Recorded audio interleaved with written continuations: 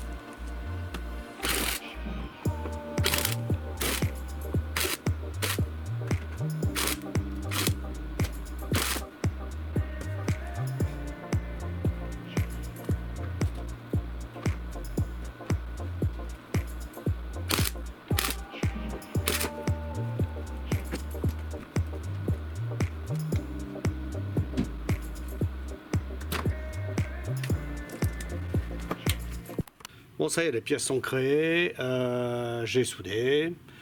Je t'ai pas montré les soudures parce que bon, voilà, tu connais, hein, tu sais comment ça, il y a tellement de chaînes là-dessus. Donc voilà, tu vois, j'ai fait une pièce ici et une autre pièce là. Et puis je les ai soudées entre elles, ce qui a fait l'angle.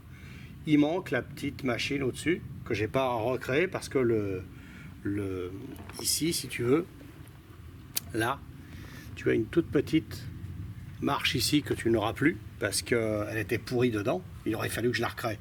Voilà, tiens, Tintin. Donc, je me suis arrêté là. Maintenant, on va tout poncer, mastic et peinture.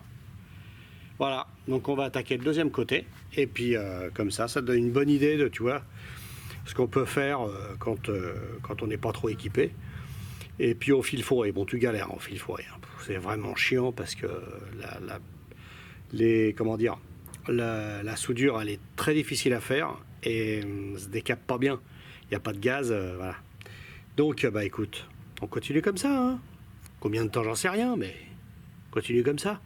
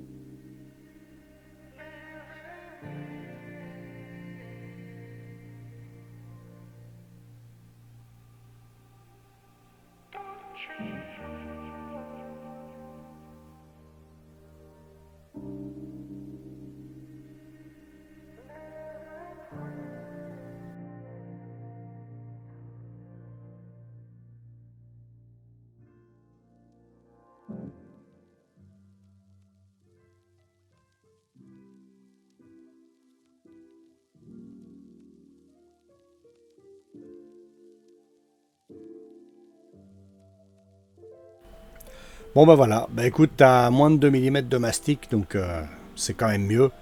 C'est un peu la norme, hein. Faut pas en mettre plus, hein. Donc après, bah écoute, on attaque la peinture. Alors pour l'instant, tu vois que je mets très peu de peinture. Et tu as remarqué le petit scotch avec le bord relevé. Et ben ça, c'est pour faire une meilleure transition entre la peinture existante et ce que tu remets comme peinture. C'est vachement mieux parce que ça évite le côté vachement abrupt du raccord que tu fais. Ce petit coup de scotch, c'est vachement bien. Aujourd'hui, il pleut. Pour la fin du camion, c'est bien parce que je viens de finir de peindre. Bon, heureusement, c'était sec, ça va. Depuis hier, c'est sec. Donc je vais te montrer la finition et tout que ça fait. Malgré que la peinture soit une peinture en bombe à 2 balles et que j'ai tout soudé, j'ai fait des soudures partout tout le long. Bien traité et tout, ça ne devrait pas bouger. Maintenant, regarde la finition que tu peux arriver à voir. Normalement, avec la 4K, tu devrais arriver à voir la différence de teinte qu'il y a entre les deux. On va bien nettoyer, puis je te montre. Voilà, tu vois. Donc la délimitation, elle est ici. Parce que là, c'est une peinture vernis, machin et tout. Et là, c'est la peinture en bombe. Bon, écoute, c'est pas mal, c'est pour un véhicule de boulot, hein, c'est pas... Donc voilà. Tu vois comment ça peut faire. Donc maintenant, je vais te montrer la finition. Bon, alors, le truc bizarre qu'il y avait, je peux pas m'approcher trop parce que comme il pleut, c'est chiant. Il y avait une espèce de mousse là-dedans. Ça, en l'occurrence. Ça, c'est de l'origine. Hein. Donc, je sais pas à quoi ça sert, mais comme je sais pas à quoi ça sert, ben, je vais me remettre. C'était rentré là-dedans. En force. Voilà. Ouais, ça remontait au-dessus du phare. Enfin, au-dessus du feu arrière, tu vois, ça c'est rentré là. Et en fait, je suppose que comme ici, là, tu vois, là, la flotte du phare devait descendre ici et stagner là. Mais il doit y avoir un trou quelque part pour évacuer l'eau, parce que cette espèce de machin, il est ici. Donc, tu vas voir qu'en plus, il n'y a pas que ça. Il y a ce problème de... Il y a ce problème que quand tu as mis cette espèce de mousse là, par-dessus, il y avait de la bande alu autocollante. Moi, je l'avais enlevé pour tout nettoyer et pour surtout aller voir la merde qui stagnait dans l'angle. Et apparemment, bon, bah, faut le refaire, donc je vais le refaire. Si c'est comme ça d'origine, hein, il y a une raison.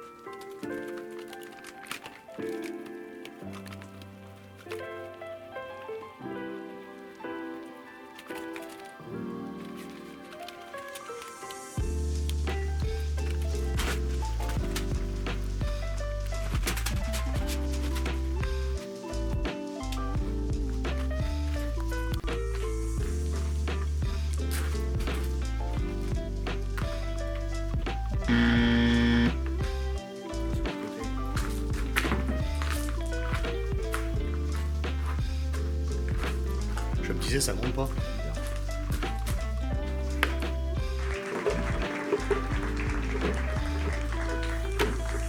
Ah oui, j'ai débouché aussi ce qu'il y avait ici comme merde. Il y avait de la terre et un peu de tout. Donc j'ai passé un coup de gel, j'ai sorti toute la merde et ça s'évacue par là. Il y a des vidanges exprès. Il faut faire ça aussi quand tu fais la carrosserie, c'est ça aussi.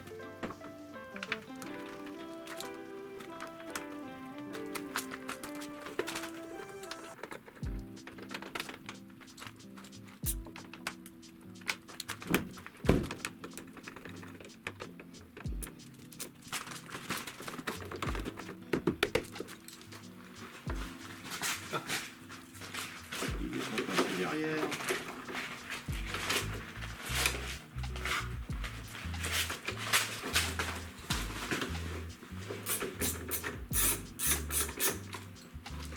Il y a un clip là. Et oui, je l'ai pas passé. Eh bah oui, tu redémontes. T'as oublié de passer dans le clips.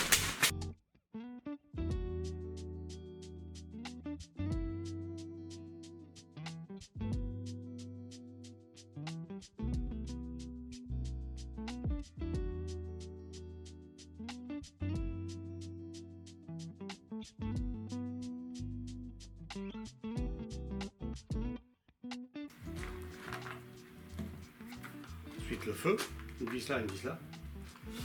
Par contre, ce qu'il faut faire gaffe, c'est que le feu il rentre à l'intérieur.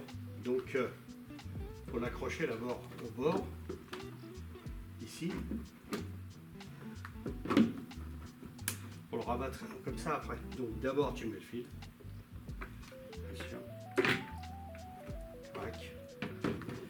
Et ensuite tu mets la bête.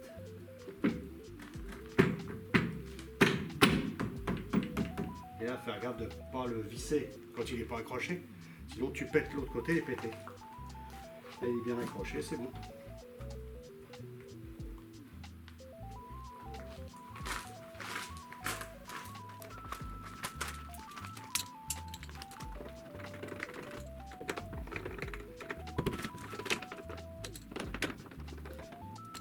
Voilà. Et important aussi, quand tu as fini ça, bah, ça a l'air de rien, mais quand tu as fini ça, bah, tu fais un essai avec les feux.